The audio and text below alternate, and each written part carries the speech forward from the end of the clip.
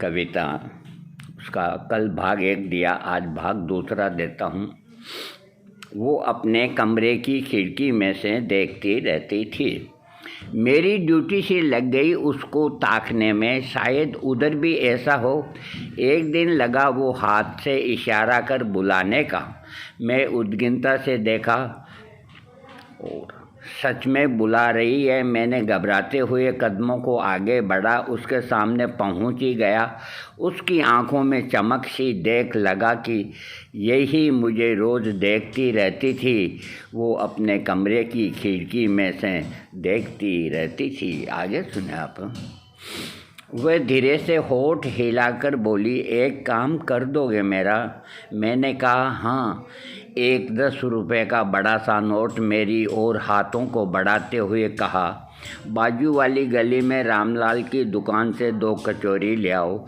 एक तुम खा लेना, एक मुझे दे देना। और मैं जैसे कोई शक्ति के अधीन हूँ, मुड़ा और चल पड़ा। ज़रूर लाऊंगा, क्योंकि यही मुझे रोज़ देखती रहती थी। वो अपने कमरे की खिड़की में से देखती रहती थी। अंतिम पैराग्राफ। मैं आज भी बुत की तरह मौजूद हूँ। उधर से गुजरता हूँ पर वहाँ खिड़की नहीं है, लेकिन दीवार है। खिड़की क्यों हटाई? क्या खाने को मांगती थी? और एक झटके में रामलाल की दुकान पर पहुँच गया। मैंने रुपए देते हुए कहा, 2 गरम कचौरी दे दो।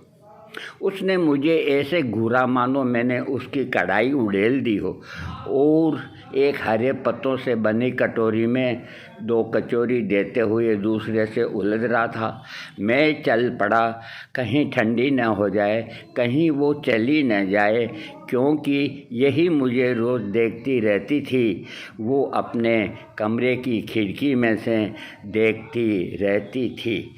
अब मैं इसका आपको भाग तीसरा कल दूंगा। इसके कई पात्र अभी मौजूद हैं।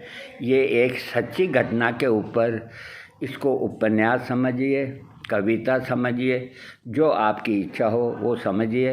इसके काफ़ी भाग होंगे। आप इसको ध्यान से सुनें और सब्सक्राइब करें। बहुत बहुत थैंक्स।